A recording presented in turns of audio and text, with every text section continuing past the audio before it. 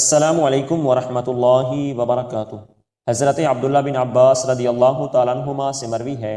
کہ حضور صلی اللہ علیہ وسلم نے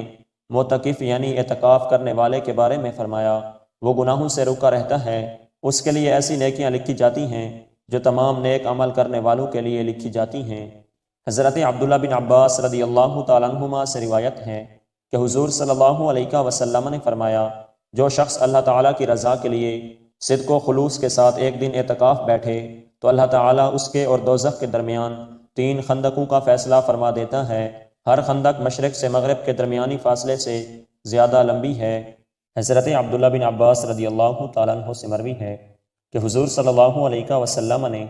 معتکف یعنی اعتکاف کرنے والے کے بارے میں ارشاد فرمایا، وہ گناہوں سے کنارہ کش ہو جاتا ہے اور اسے عملاً نیک اعمال کرنے والے کی مثل پوری نیکیاں عطا کی جاتی ہیں۔